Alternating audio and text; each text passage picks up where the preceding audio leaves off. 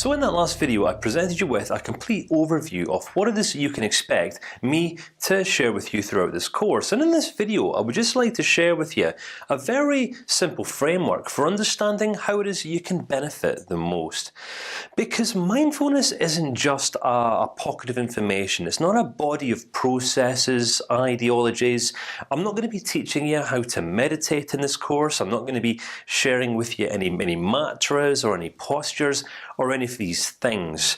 What I really want to help you to do by the end of this course is to see things differently, to see yourself differently, to view the world differently, and consider ideas and perspectives, perhaps in a slightly contrasting way from that which you may previously have done. So to help you accomplish this at the stage of the course, I want you to understand at the stage the three ways in which we see things as human beings. Now, things is obviously a very broad word, all right? But these three ideas here are, in fact, the three ways that we see and perceive and view life. So the first way in which we see is just seeing with our eyes. Now, there's a Greek word for this called theia, and theia, interpreted, means unconsidered information or unconsidered observation. And this is where we'll go about our day-to-day lives. We might take courses like this. We might read books, and we just look at things at face value. And we make automatic assumptions and conclusions. This guy doesn't look good, therefore he's not good. This restaurant doesn't look like a good restaurant, therefore it's not a good restaurant. This person isn't acting in the way that I want them to act. They're not conducting themselves in the way in which I want them to conduct themselves. Therefore, they're bad. This is such a presumptuous, and judgmental way of looking at life, which is actually what we would refer to as mindless. This is the mindless approach to life, and this is obviously something I need to make you aware of, because what I'm going to be teaching you throughout the rest of the course is how to become more mindful. And these are the two perspectives and the two approaches that we can take. We can live our life in a completely mindless way, where we really consider and reflect upon nothing. Or we live our lives in a mindful way, where we're generally going to be governed and driven by establishing the truth or a deeper understanding about all things all of the time. Very broad and ambiguous statement, I do appreciate. So theia is Greek for unconsidered observation. And at this stage, all I'm really going to encourage you to do is not take any of these videos, any of the ideas that I'm going to be presenting with you at face value. In the course journal stroke the reflection log, we've broken each of the sections down into 3 questions, and these 3 questions are actually going to be encouraging you to consider each idea in each video from each of these 3 perspectives. From the first perspective, what it is that you see with your eyes, just in an unconsidered and mindless way, but then what it is that you see through reason, because this is the second way that we see in life: seeing through reasoning. Now, this might be more attached to our intellectual approach towards life, because many people in life will literally reject. They will not accept anything that they do not understand. There are many people in life who genuinely assume and accept that there's no degree of truth outside of that which they've already experienced. Now, many people in life are going to call that closed-mindedness, but it's mindful nonetheless. All right, it is mindful, just in a very intellectual way. But the problem with this level of mindfulness is that it's limited to our own understandings, and therefore leaves us closed to considering any other perspective or worldview other than the one that we've already come to develop. Now, there's a Greek word for seeing through reasoning. It's named theorai.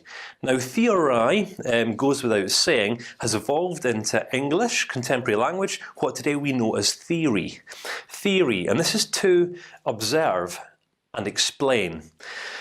Now, this is something that many of the scientists around the world will do. They seek to observe, they make observations. Say, for example, some of the social scientists, historically, psychology, sociology, criminology. all the other various other social sciences, where human life is observed, and then scientists do their best to explain on an intellectual level. Hence the reason many of the theories out there are extremely complex, and many people, yeah, they read them, say this is fascinating stuff, but if you ask them to interpret it or relate it to the context of their own lives, many people will be unable to do that, because whilst they understand the theory on a head level, they don't understand it on a heart level, which kind of brings us on to the third way in which we see in life, and this is what I'm going to be probing and driving you towards, opening your eyes and looking at life on a whole different level, on a mindful way, on an open and reflective mindful way, where we see with the heart. All right. Now, there's a Greek word for this named horeo, which is interpreted as perceiving without prejudice. Now, if I was to ask you for a few moments, what do you feel this means? What might this mean for you to perceive without prejudice? What this would actually require us to do is, on one level, yes, take people at face value, and then go no further. Because in the mindless approach to life, we take things at face value and then assign judgment onto what it is that we see. But when we perceive without prejudice, what we are looking to see is the truth of what's going on. Now, I've mentioned this word truth a couple of times up until now, and you might be thinking to yourself, well, Ken, what exactly is truth? How are we to become mindful of truth? Well, where some people look to unpack and explain away truth in terms of the truth of the universe, how we've come into existence, none of these things are actually really too relevant when it comes to the way in which you live out and carry out your day-to-day life. The only real relevant truth that is of any importance to you is the truth of what's going on for you inside of you on a minute-by-minute, day-by-day basis, and also what's true for you in the context of your most important relationships. Outside of that, any other truth is kind of irrelevant. Now, I say that very, very loosely. There's obviously going to be some instances where that doesn't apply, but in a very general way of kind of framing what I'm talking about here, the only relevant truth that's relevant to us in life is what's true for us and what's true between us and other people that we know. Outside of that, you can take it or leave it. So, seeing with the heart is about seeking to understand. It's about not just assuming that we have come up with the right conclusion, that we have some thoughts that are true. Incidentally, just because we think or feel or believe something to be true doesn't mean that it is. When we commit to a lifetime of seeing with the heart, all right, we become mindless in the sense that we're less governed by thought, by rationale, by reasoning, by interpretation, or by prejudice, and we become more governed and driven by seeking to understand the truth in the context of all situations, all circumstances, and every experience that we'll find ourselves going through in life.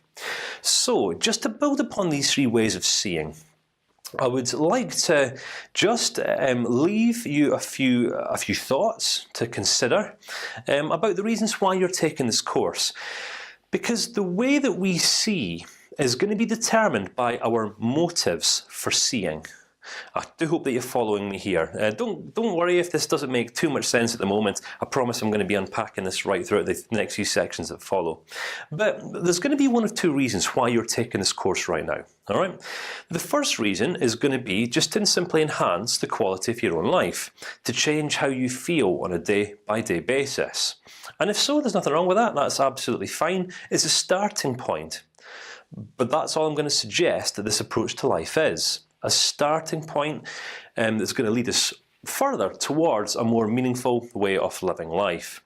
Because the most meaningful perspective that we can adopt as human beings is when we commit to learning and growing and discovering more of ourselves, not just to feel better within ourselves, but ultimately to play a part in enhancing the lives of others, which is actually what this course is all about.